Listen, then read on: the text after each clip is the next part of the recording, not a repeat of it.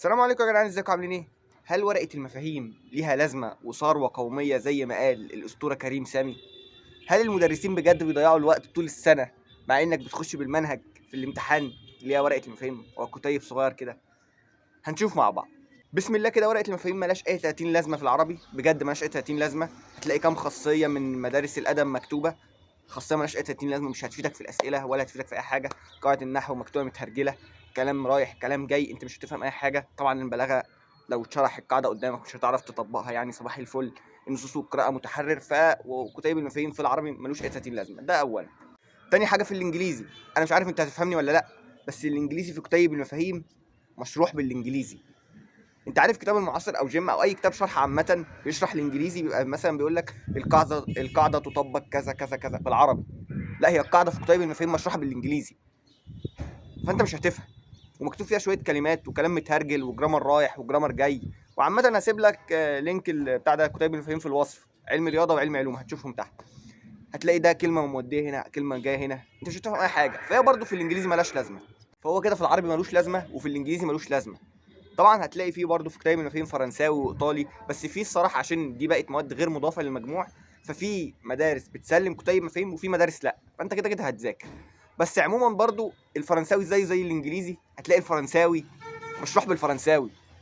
انت بجد يمكن تفتكرها افيه، بس بجد دي حاجه عبثيه قوي، انه مفيش ولا كلمه عربي في الانجليزي ولا كلمه عربي في الفرنساوي. يعني بيقول لك الفعل كذا كذا كذا كذا، ده مكتوب بالفرنساوي مش بالعربي.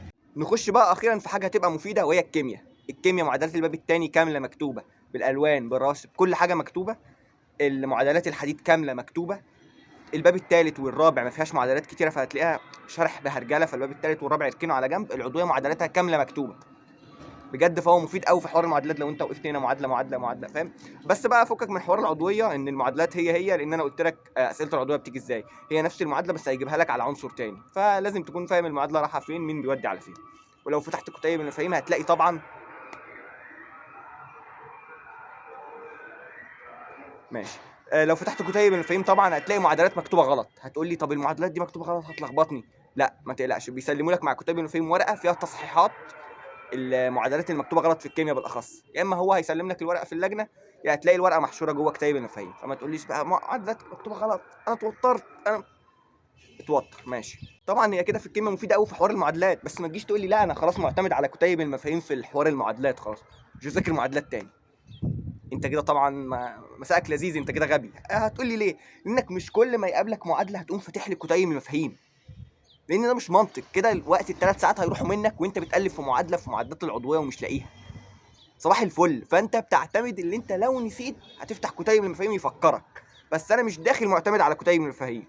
عشان كده المدرسين ما حدش بيطبق حوار كتيب المفاهيم غير هناك في شهر 5 او قبل الامتحان، يقول لك ابقى عدي على كتيب المفاهيم شوف كده في ايه، عشان ما تكونش معتمد اعتمادك الاساسي ان انا داخل بالمعادلات خلاص انا مش هذاكرها، لان ده عبط. واحيانا بتبقى فيه اسئله ربط، فمش هتفضل تفتح وتفتح هنا وتربط بهنا وتعمل هنا، لا ده عبط وعمال تضيع وقت على الفاضي. فعشان كده ما تستخدمش كتيب المفاهيم غير لما تنسى بس. ودي كانت الكيمياء. بالنسبه للفيزياء فهتلاقي القوانين كامله مكتوبه، اي قانون في الفيزياء مكتوب، قوانين الحديثه كامله مكتوبه، قوانين الباب الثالث قوانين الباب الثاني كلها مكتوبه بجد. فانت لو نسيت قانون او هنا لا هو هيسد معاك جامد.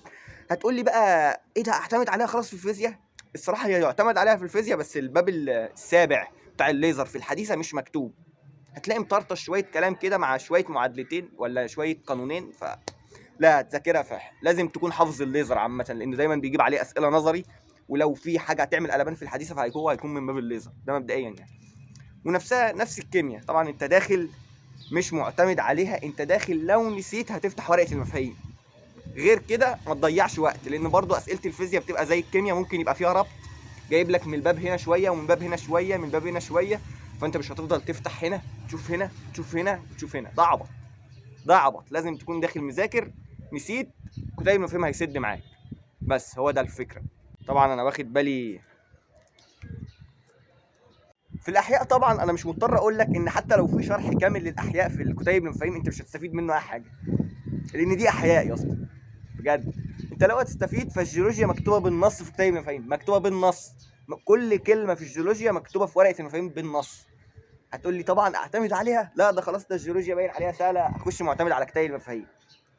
مسائك لذيذ، نفسها نفس الكيمياء نفس الفيزياء، انت داخل مذاكر سقطت كلمتين يسد معاك، غير كده ما تخشش تقول لي انا اعتمد عليه. الاحياء مكتوب فيها شويه شرح وطرطيش كلام، بس برضه لا يعتمد عليه في اي حاجه يعني، وخصوصا ان اسئله الاحياء زي ما انت عارف بتبقى كده جدليه، صباح الفل يعني. بالنسبه للرياضه فهتلاقي برضو القوانين مكتوبه، هتقول لي طبعا ايه ده مش عارف ايه انت سبت الرياضه، اهو بقول لك الرياضه قوانينها مكتوبه هتسد معاك برضو، وكده كده انا سايب لك لينك الكتيب المفاهيم في الوصف، يبقى خش اتفرج براحتك، هتفيدك في الرياضه. وكده معانا ان ورقه المفاهيم مفيده في الفيزياء والكيمياء والجيولوجيا اللي هي ب 15 درجه من الاحياء يعني، فهي مالهاش لازمه بس. بالنسبه بقى للانجليزي والعربي والفرنساوي فهم ما لهمش 30 لازمه الصراحه. وكده كده ورق كتيب المفاهيم هتفتحه هتلاقي بقى الكيمياء مشروحه بالانجليزي، مشروحه بالعربي، مشروحه بالفرنساوي، الفيزياء عربي انجليزي فرنساوي ايطالي، هتلاقي كتيب المفاهيم عبثي قوي يعني. ما علينا، كده كده انت بتستلمه قبل اللجنه المفروض ب5 دقايق او حاجه، فانت بتفتح تدور مثلا انا امتحن كيمياء خلاص هفتحه على الكيمياء عربي، امتحن فيزياء افتحه على الفيزياء عربي، احط مسطره او حاجه وابدا حل. طبعا لازم تكون فاتح كتيب المفاهيم قبلها، يعني انت مش هتكتشف كتيب المفاهيم في دخلة اللجنه، لازم تكون عارف مين بيودي على فين، ايه اللي ممكن استفاد وايه اللي ممكن ما استفادش، ما تجيش تتعرف على ورقه المفاهيم وانت جوه اللجنه تقول الله خطهم حلو ما شاء الله ايه الجمال ده، فاهم، وانت مش عارف تحل ولا عارف تطلع المعلومه، فانت كده ما كنتش استفدت اي حاجه. صباح الفل يعني. اللايك والاشتراك يا حبيب اخوك، صباح الفل، السلام عليكم.